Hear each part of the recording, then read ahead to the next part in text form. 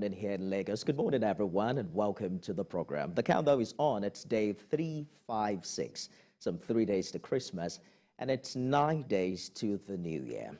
Now, as the year winds down, we are also reminded of the countdown to the 2030 agenda, or for sustainable development, adopted by all UN members in 2015. Now, there are 8 years left. Before that, much talked about UN sustainable goals of achieving peace and prosperity for the people and the planet. The big question is, do we have enough time? Some would say our biggest hope and our brightest chance are in the youth. In Nigeria, they make up roughly 70% of the population, so nothing can be done without us.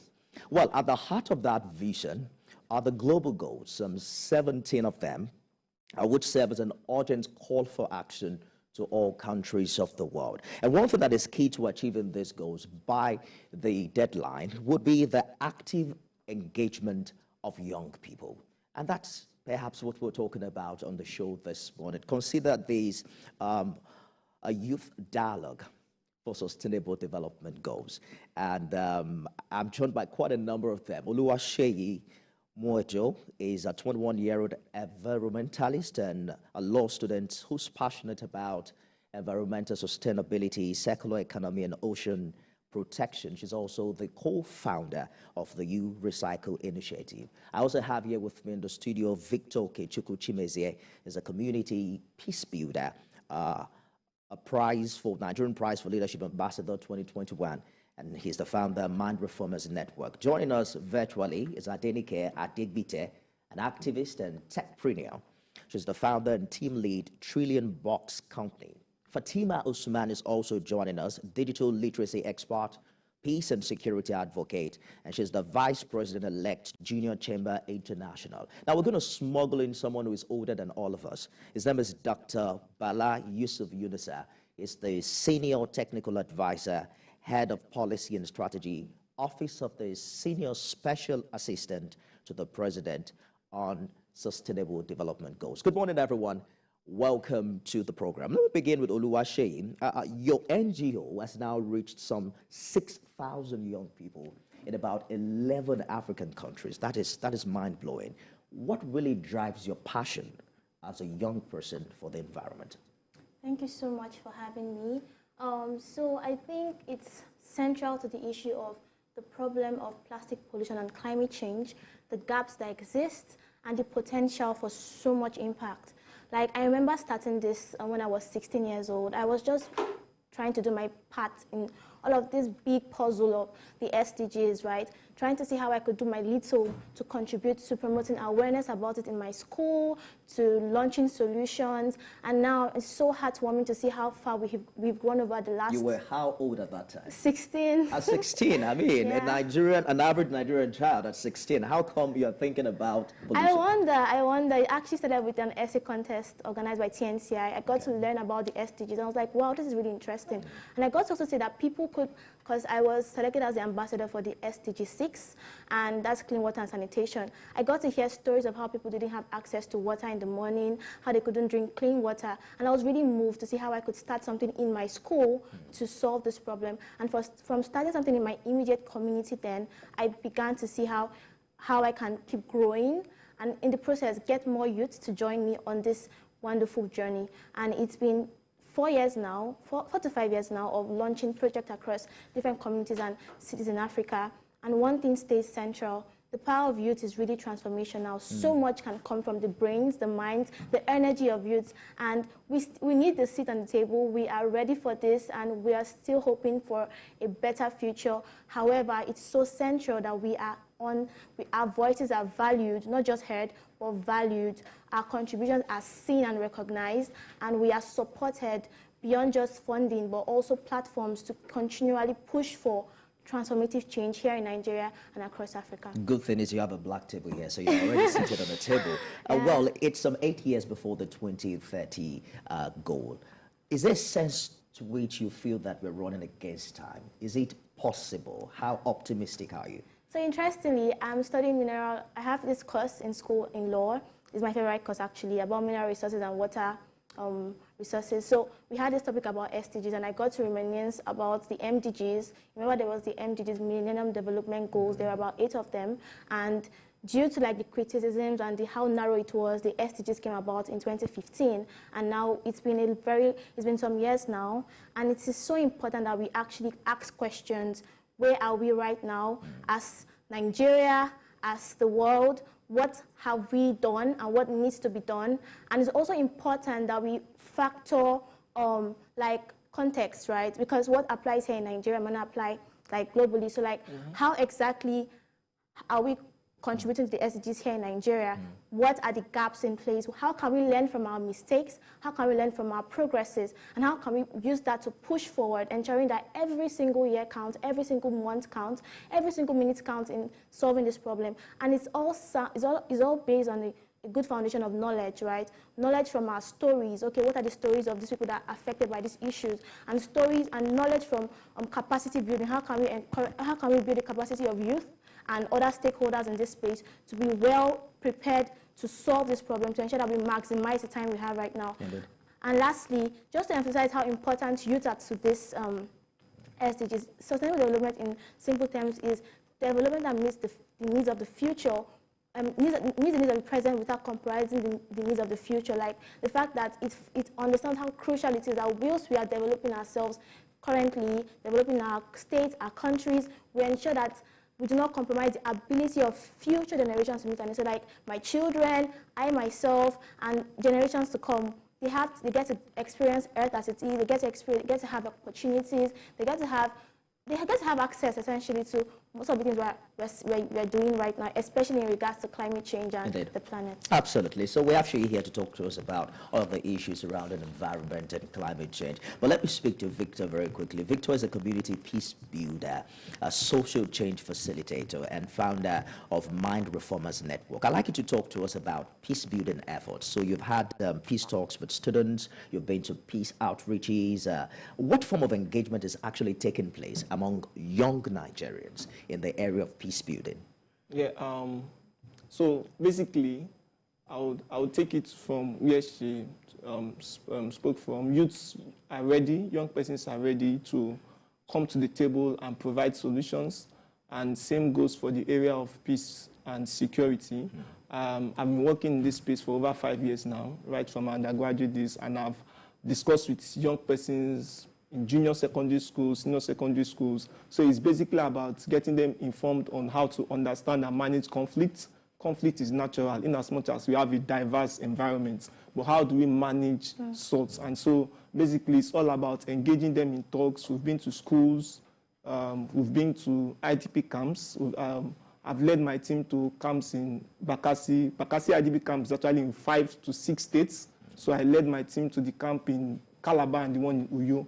And we've also held trainings for young persons, free training. So the point is we have to get young persons to understand that peace is important. Why? Because if you don't get young people to understand why peace is important, they are going to be used as instrument of violence. So when you get young persons to understand what peace is and get interested in peace building, you are making them unavailable to be used as instrument of violence. And we must also realize that violence and war is business for some persons, but they can't do it themselves. They will use young people. So when we get young persons unavailable to be used for those acts, we are building sustainable peace. Indeed. And when we do that, we build an economy that works. Of course, we can relate it to indices that Nigeria have been placing over the years, where we had the country being the 3rd most terrorized country in the world. An Institute for Economics and Peace ambassador, so I've been ambassador for the team since 2019 for the IEP. And we noticed that it was also related to a poverty index, being one of the poverty capital of the world, also related to millions of out-of-school children. So what this means is, just as the RJ says, an idle mind is the devil's workshop. We need persons to pick these idle minds, get them engaged profitably, and get them to become active citizens in the community. So it's not all about, of course, the government has their role to play in providing dividends of good governance and democracy, but we also have our part to play, making sure we are united and nothing comes in between us and our development. Are you concerned about the productivity of those young people? How productively engaged they are. You know, they say the idle hands is the devil's workshop. You talked about the indices, the unemployment rates, the out-of-school children. So it's one thing to speak peace and peaceable thoughts. But when you speak with those young people, how engaged do you think they are? Do you think that they have stuff they're doing that can keep them out of harm's way? Unfortunately, no. Right. So unemployment rates have increased, indices have increased in that light. But of course, we must know that the world is experiencing global crisis. All over the world, we are having issues. And apart from getting the government to do their part, we are also getting the people to also do their part, getting the private organizations to do their part, getting the churches and the mosques and all other religious centers to do their part. So for us, it's all about, yes, instead of dwelling in the blame game, how can we make ourselves productive? So we've gone to places where we've seen young persons who are not well engaged in schools, but they are good in artwork and handwork. How can we engage them? Of course, the government won't spot everything. They are not spotting everything. We might not be so comfortable with the amount of things they've done, but if we don't rise up and engage ourselves, and then we expose our community to violence, we'll bear the brunt for it. Indeed. So Adenike is joining us virtually, but let's turn our attention to Abuja. And since Victor has talked about the responsibility of government in all of this, because it's one thing for the youth to be engaged, it's another thing if we have, you know, favorable environment and structures around them to thrive. Dr. Bala Yusuf Yunusa is the Senior Technical Advisor, Head of Policy and Strategy, Office of the Senior Special Assistant to the President on SDGs. How much support, Dr. Yunusa, would you say young people in Nigeria are given in order to be able to achieve their potentials across different human endeavors?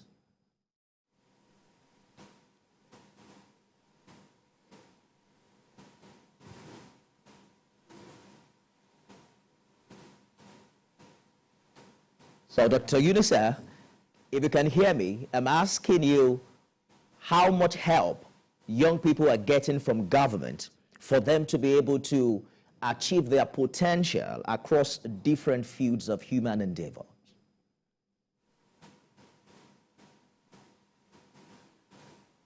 Okay, thank you so much for the opportunity, and let me thank Adenike, Fatima, Olumide, Victor that are joining us today. Recall that in 2015, at the expiration of the implementation of the 8 Millennium Development Goals, world leaders adopted the 2030 Agenda for Sustainable Development in September 2015. And the 2030 Agenda envisions a future that is economically sustainable, socially inclusive, and environmentally resilient. That vision was expressed through the framing of the 17 Sustainable Development Goals, 169 targets, and 230 key performance indicators. And that vision has today become a universal call to action to end extreme poverty, safeguard our planet, and ensure all people enjoy peace and prosperity by the year 2030.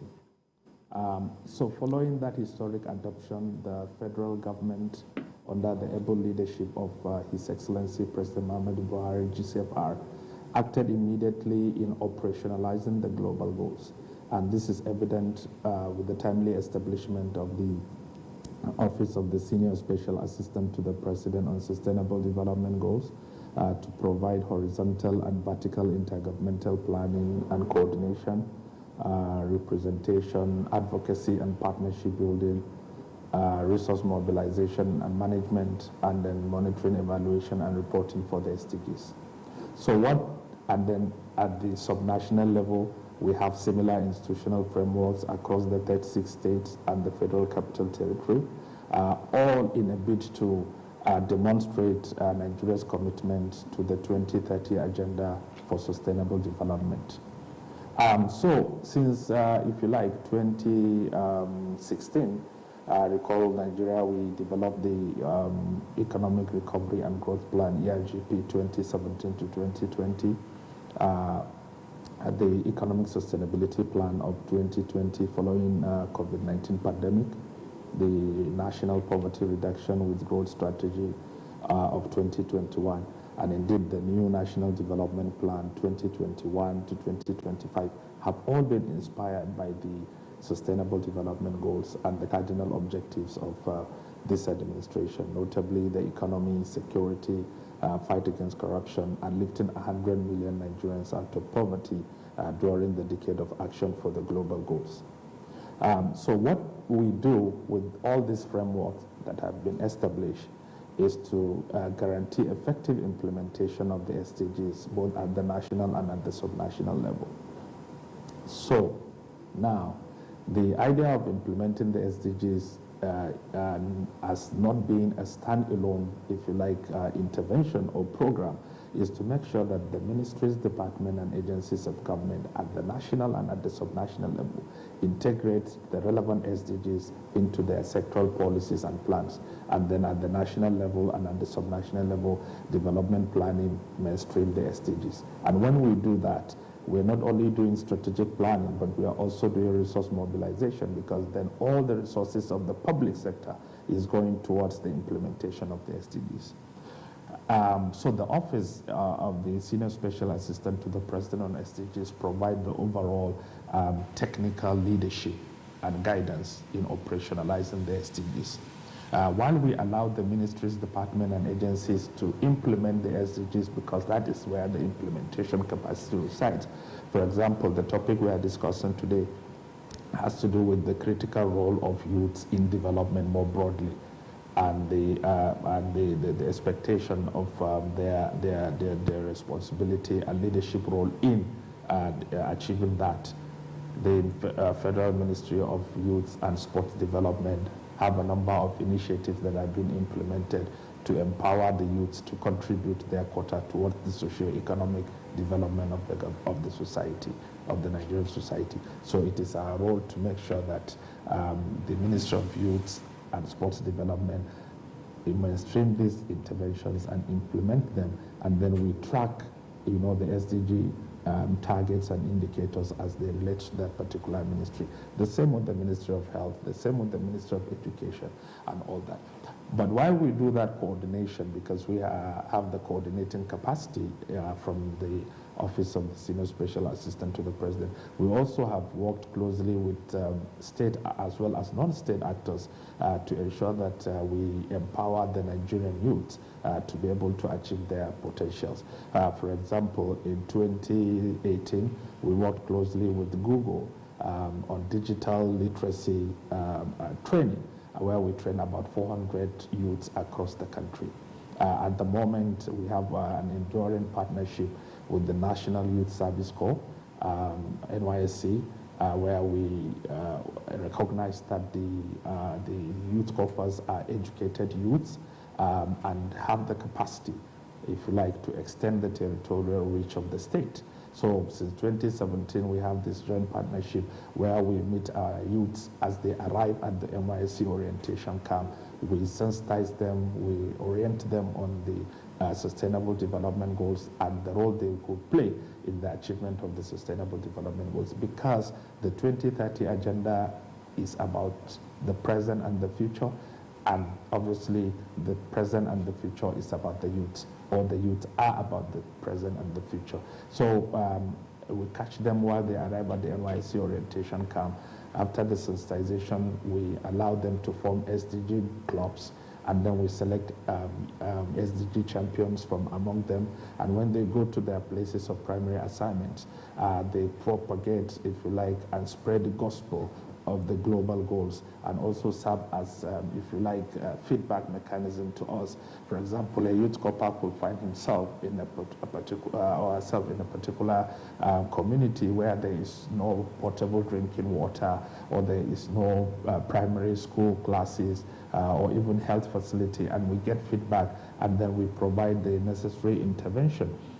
So broadly, This is what we do, and even following COVID, you could see a number of strategic youth initiatives that the Federal Ministry of Youth and Sport Development came up with, including the Youth Fund that supported the fight against COVID. So we continue to, as part of Nigeria's commitment, to provide the enabling environment for the Nigerian youths to contribute their quota across the economic, social, and the environmental dimensions of the SDGs. So I'm wondering how optimistic you are, Dr. Yunus, about the implementation of all of these projects you've highlighted, how much impact they would have given the damning indices when you consider unemployment, you consider the number of out-of-school children. But I'll allow you to speak to that in a minute. Let's turn our attention to Fatima Usman, who is a digital literacy expert and also peace and security advocate. She is the vice president-elect of Junior Chamber International. Perhaps Fatima will speak to us about digital literacy and how you think young Nigerians put their talents to better use. You hear the news of Yahoo, advanced fee fraud, and profiling with young people in this regard. What amount of work is being done, from what you have observed, Fatima?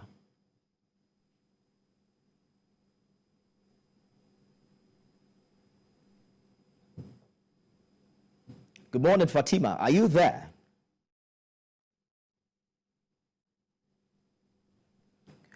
Well, we probably will get back to Fatima. If Fatima is not there, Adenike. Good morning, Adenike.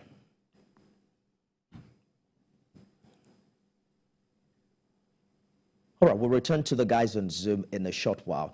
Let's get back to my friend here in the studio. Oluwaseyi, you heard the position of the federal government and all of the plans that they have highlighted, particularly in aiding and helping young people to assist in the fulfillment of these goals. But from your own advocacy experience as a youth activist, what are the on-the-field challenges, particularly for young people involved in climate action? Okay, thank you so much for that question.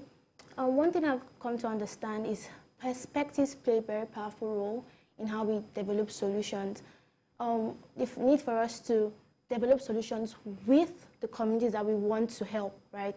To co-create solutions with the communities that we want to help. So one thing that I constantly try to ensure that isn't a bottleneck for us when we're trying to develop solutions, to ensure that we actually hear the stories of our beneficiaries, understand their plights, and see how we can include them in the process of developing our solutions, right?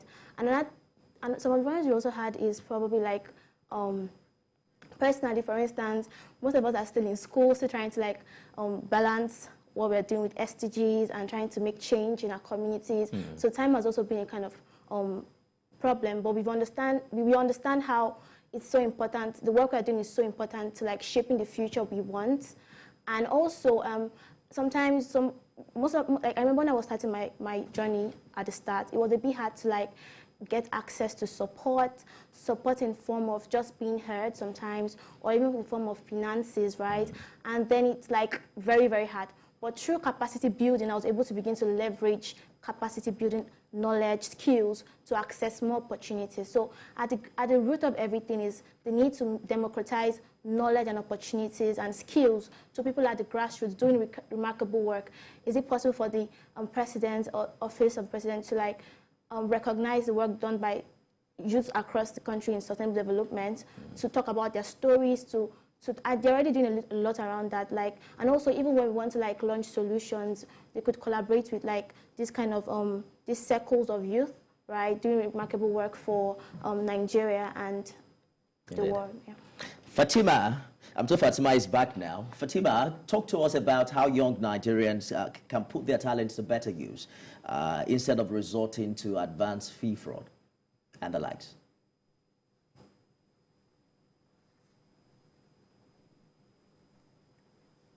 Do we have Fatima on the line? I think you told him to mute. Perhaps you might have to unmute your mic, Fatima. All right, we'll get back to Fatima shortly. Victor, yes. Oh, okay, please go ahead. Go ahead, Fatima.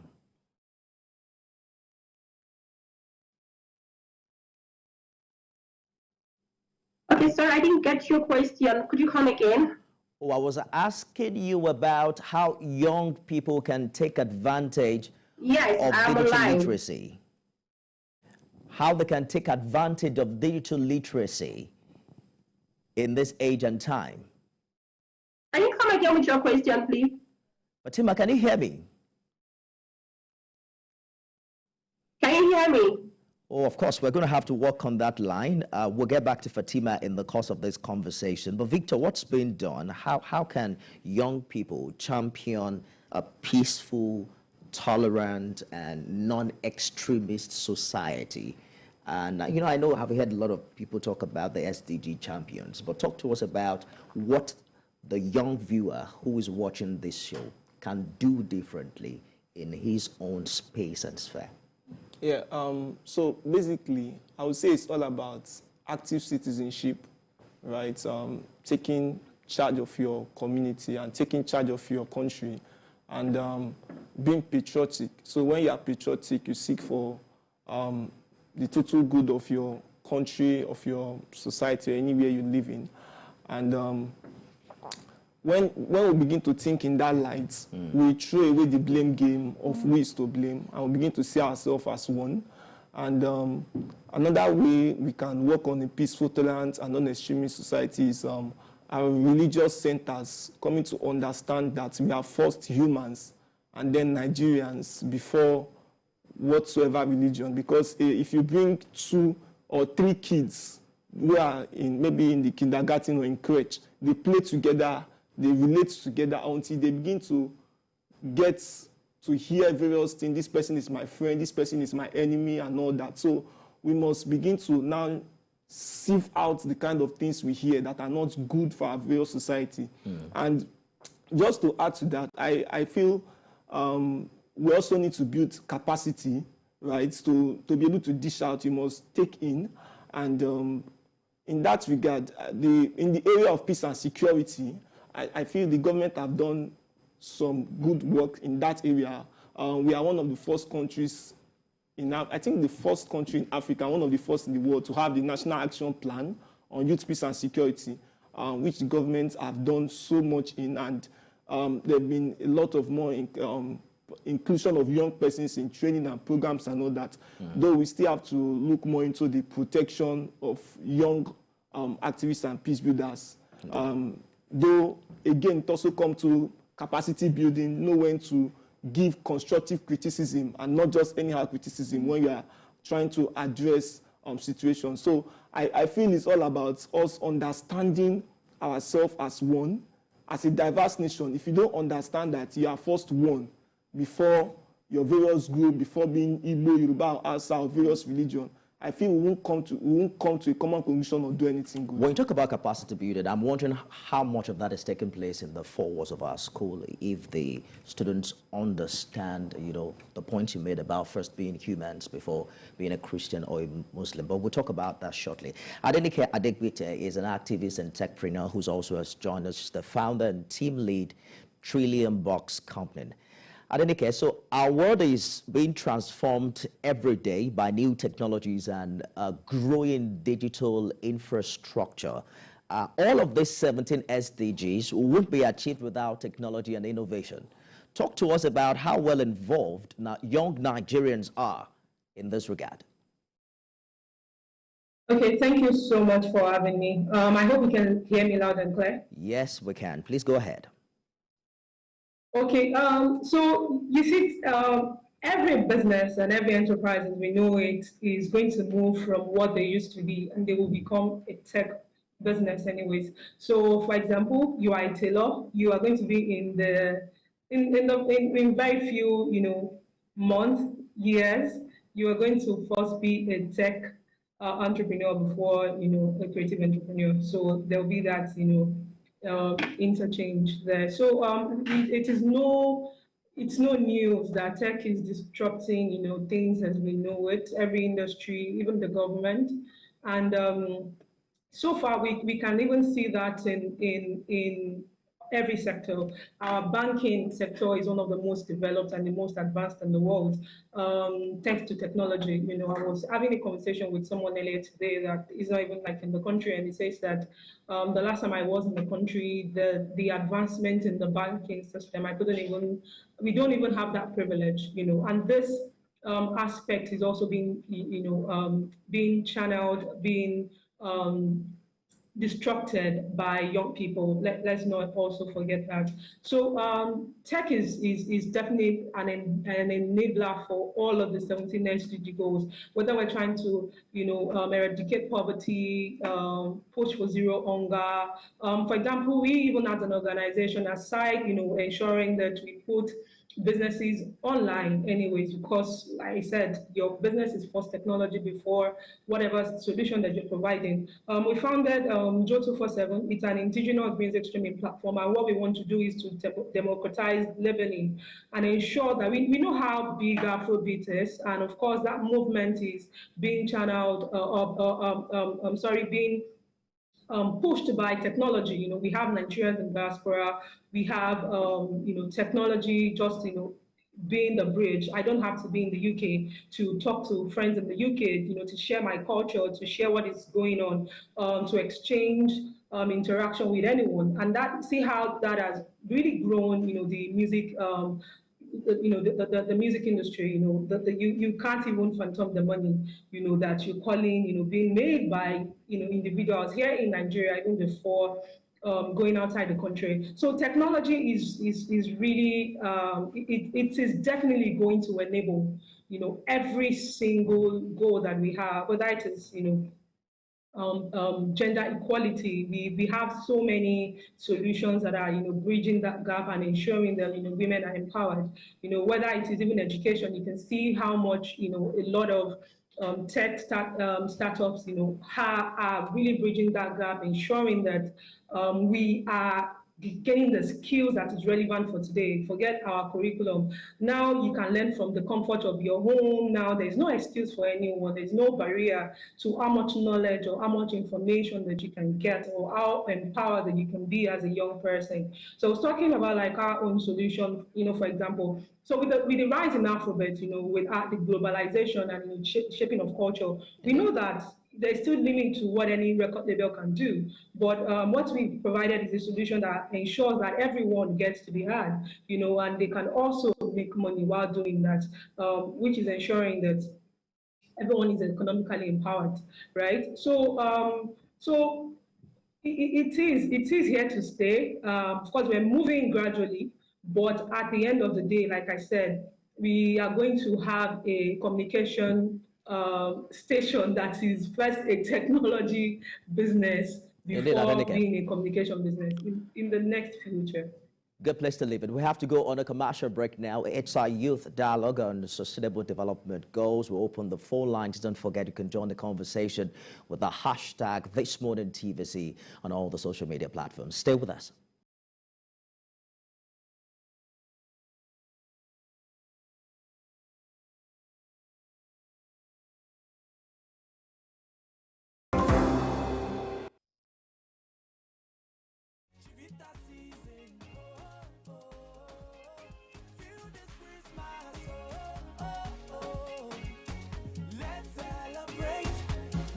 Everyone has a Chivita this season.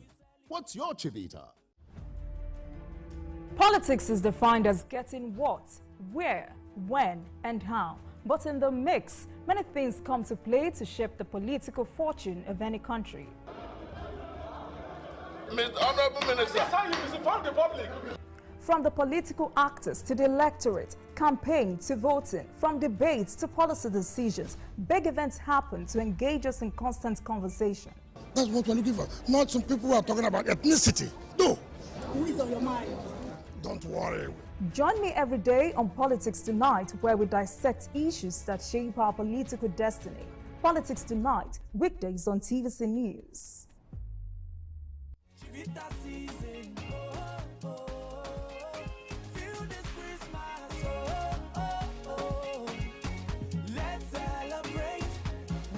Everyone has a Chivita this season. What's your Chivita?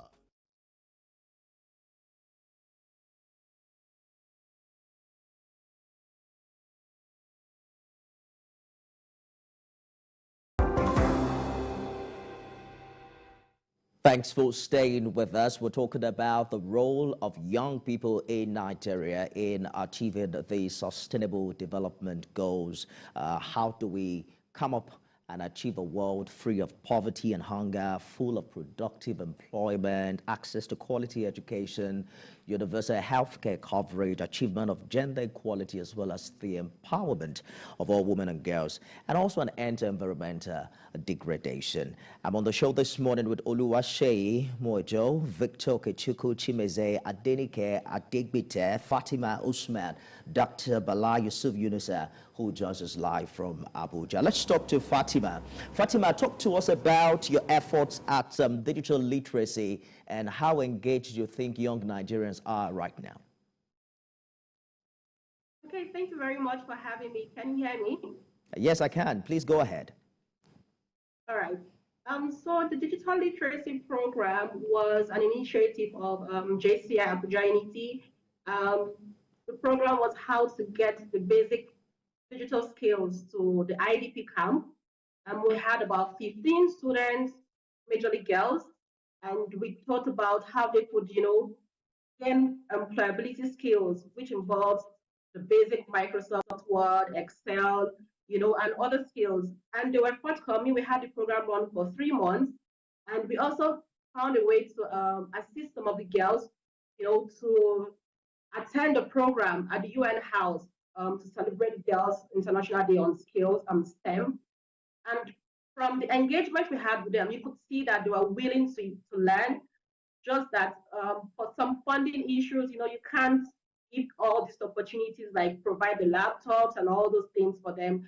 But I'm just very happy that I think more young people are beginning to sacrifice their time to, teach other people that do not have access to these digital skills, what to do and how they can use it, in future to get employment and even to be self-employed themselves. Thank you. How much help are you getting from government? Okay, so in that regard, I would say there's a I don't want to be nice about it, but there's really no help, because you see, when you go to the government institutions to provide funding, there's just so much procedures and all. And then you see these people in the IDP camps, they do not have so much of this assistance that government gives. Yes, government is trying, but I think they need to do more, and they need to engage the youth-led CSOs who are already on the ground, working on some of these SDGs. Dr. Yunusa, how much more is government willing to do? I mean, you just heard from Fatima talking about the fact that, well, government is trying, but the government will have to do more to be able to have real impact. How do you react to that? Thank you so much. The 5 pillars of sustainable development are about the people, prosperity, peace, planet, and partnerships. There is yes, the government will work to provide the enabling environment within the limited resources available at its disposal.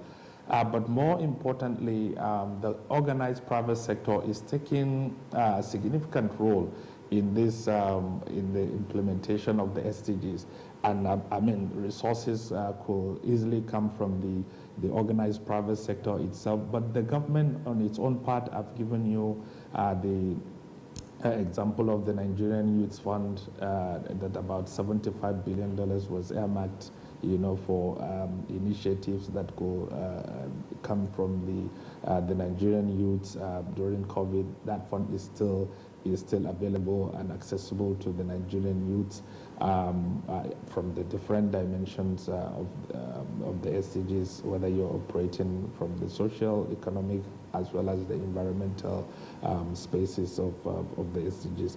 But on this, I would like to encourage that we really begin to look at the partnerships that can come to help us catalyze the achievements of the Sustainable Development Goals, and that is the critical role the private sector will play.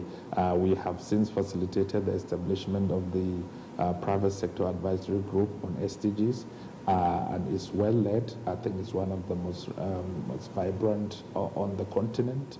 And any initiative that what it's worth, we could easily refer them to the Secretariat of the Private Sector Advisory Group for any of these and probably intervene. So, but on the part of the government, we will continue to work on the policy and enabling environment, even the work around the ease of doing business that the special advisor to the president on ease of doing business is doing is actually to enable if you like, liberalize the space so that Nigerian youths can play active role in that space. How well established is that collaboration between government and the private sector? Is there still larger room for improvement, and are there challenges, situation where the private sector isn't quite involved or isn't doing its best in the fulfillment of all of these things that you've talked about? Okay, so recall that even before the adoption of the 2030 agenda, and historically, the private sector play a critical role in the socio-economic development of Nigeria, and this happens through the corporate social responsibilities of the individual companies, whether international or national multinationals, as well as the organized private sector more broadly. So what we did with the establishment of the private sector advisory group is to have that strategic platform where all the key actors come together in support of the implementation of the SDGs. And it is basically to provide expertise as well as financial resources in support of the SDGs. Since 2017, February, when they were inaugurated, they've been doing a lot of work around the SDG space. We have about 7 clusters where they regroup themselves into the 7 clusters, each representing particular SDG goals and targets. And even recently, to make sure that that has carefully been in our plan, we worked closely with the organized private sector, in this context, the private sector advisory group, in the design of the Nigeria's integrated national financing framework for sustainable development. And the report was launched on the margins of the 77th session of the United Nations General Assembly by His Excellency, the President of the Federal Republic. What we did was, with the INFM, was to map out the entire Nigeria's financing ecosystem, looking at domestic public sources and domestic private sources, as well as international public sources and international private sources of financing development, and see what sort of innovative mechanisms can come to finance sustainable development. The whole idea is about shifting from funding sustainable development to financing sustainable development, because funding is hardly adequate and sustainable, but financing is more adequate, broader, and also sustainable to that extent. And I give example that I often give, like if you look at the entire budget of the Federation in 2020, it's about 27 trillion naira, okay? The federal component, about 17.1 trillion, while the 36 states combine about 10 trillion naira. Okay. And today that is about $60 billion, okay? So this is just the size of the public sector in relation to an economy with a GDP of approximately $407 billion. So you could see why we must shift from funding sustainable development to financing sustainable development, because then the private sector have a critical role to play. And with the integrated national financing framework, the space is open for the organized private sector to play their critical role in the socio-economic development of this country. All right, thank you, Dr. Eunice. Perhaps I can have you answer one more question before we go on the show this morning. Sheyi, quickly, let's break this down, particularly when we talk about the role of young people in protecting the environment. How do young people take practical steps, for instance, in reducing the plastic footprints? What can we begin to do differently from our own places. You know, some people will say, well, I didn't have the opportunity to come on TV to talk to people, but everyone has a role to play, right? True. Okay, so I'm excited to share that recently we launched this campaign called the Plastic Wise campaign. The goal is we are trying to build the biggest campus movement in Nigeria, geared towards tackling plastic pollution and making plastic pollution more interesting to solve for young people, because this is something that people don't really want to talk about. We just see it on our streets, we scrunch our face, and that's just it. But we want to see how we can we're trying to create an app currently that would help to promote a challenge where people make conscious efforts to reduce their plastic footprints on a daily basis, and also how they can work together to demand for stronger policies. How effective does that work from the consumer point of view? So, because if the plastics are produced and you know, drinks are sold in PET bottles, there's nothing we can do about it. Yeah. Thank you very much for that wonderful insight, because from my work, I've come to understand that there are various solutions to this problem. There's the policy aspect, where we need policies that help to regulate these items. There is the behavioral change aspect and awareness and education, and that's where my organization is playing a role. We're trying to see how we can create more awareness about this problem, especially through creative means, because we want to make this more interesting for young people to take part in, right? Okay. And that's why we're currently trying to see how we can leverage technology to see how we can get them to take on a challenge to reduce their plastic footprint. And also, we're also leveraging capacity building. Currently, Plastic Wise has a fellowship angle where we're working with young women, right, to empower them, real solving plastic pollution. The goal is that we want to see them go on to launch solutions. For instance, we had a fellow from last year, our previous fellowship called African Youth for Environment, and currently he launched a project where he converted plastic bottles to a toilet, right, for a public school in Abuja, Nasarawa. And that was really impressive, like to see how much we can turn all these waste to useful things. So, good place to leave it. We have to go there. We're really short on time. Fatima, quickly speak to us, because I understand that you also work as peace and security advocate. Very quickly, maybe in a minute, speak to us about the roles of young people, how they can be champions of peace within their own society and vicinity. Yes, thank you very much. I am an advocate of peace and security. So some things young persons can do to foster peace is, first of all, try to be involved in the peace processes. And then secondly, there's so many documents, especially the UNRCN 2250, which speaks on youth, peace, and security. I think it's high time we start to understand the magnitude of this document and then try to implement it. And then one thing the government can do as well is to implement and, you know, foster domestication of these plans in all the 36 states. You know, I think if the government starts to give this enabling environment for youth to be involved in these processes, and then it's more or less like for instance, capacity building. You know, you train young persons on how to build peace. This would also help them to feel inclusive, and then they would be good agents of peace. Thank you so much, Fatima. Adenike, very briefly, what form of support would you say that young people like yourself, who is leveraging digital infrastructure and technologies, would need from different stakeholders at this time? Thank you very much. I'm really grateful and happy that even the Nigerian Startup Act has been signed into law.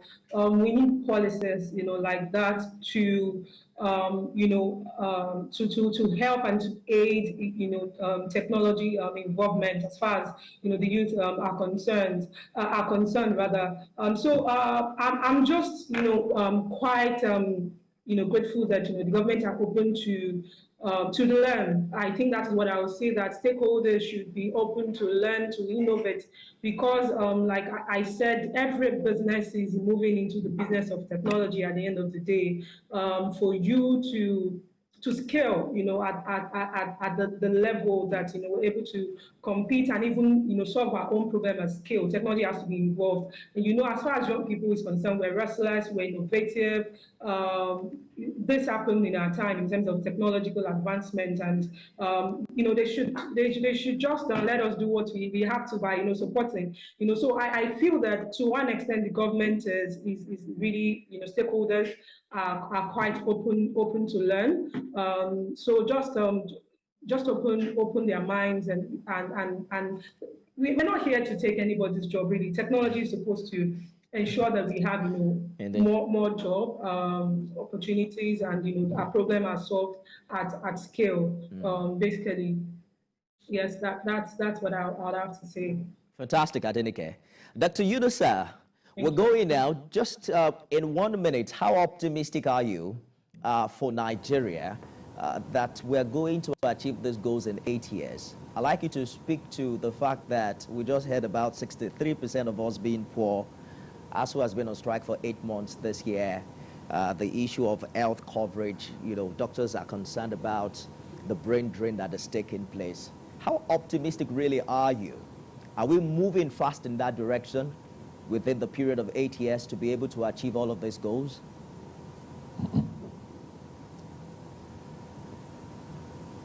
We have to, thank you so much. We have to be optimistic that the 2030 Agenda for Sustainable Development should be achieved by 2030. Of course, challenges come. You recall that just as we commenced the implementation of the SDGs during the last decade of action, which is the last 10 years, in 2020, COVID-19 pandemic came to challenge our prospect of achieving the SDGs. And yes, poverty is a major issue, not only in Nigeria, but in developing countries. And in fact, that is why the framers of the 2030 Agenda and the SDGs committed to this frame as a way of following up and reviewing of our progress. It is our hope that the remaining 7.5 years will be quite, if you like, productive. Peace, returning back to our communities, because you cannot achieve development without peace. Thank you. So, having said that, we have to be optimistic that we will be on track to fast-track the achievement of the SDGs come 2030. Thank you, Dr. Yunusa. We have to go now. Can you close in 30 seconds? Is it possible? Yeah. Or we should just go? I want to ask. Okay, so just focus. Yeah. So I want to say thanks for a medium like this, and I want to say that Nigerian youths are ever ready to contribute. Indeed. Ever ready to contribute. We need more of an enabling environment and trust and belief in Nigerian youths, because we are not only the present, but we carry the future, and we see our problems more than those who want to solve our problems for us. 10 seconds, your 4 questions. And so I just want to encourage you that if you want to get involved with the SDGs, start by asking yourself, how can I achieve the SDGs in my immediate community? How can I, through my present career or future career, contribute to the SDGs? And finally, how can I contribute to existing solutions through volunteering, participating, or supporting? Thank you. Oluwaseyi Mojo, thank you for coming. Victor Okechukwu Chimieze, glad to have you here. Adenike Adegbite, good to see you. Fatima Usman, thank you so much for coming. And Dr. Bala Yusuf Yunusa for us live in Abuja. A big thank you, everyone, for being a part of the show. I am Nifemi Oguntoye. I'll see you again tomorrow.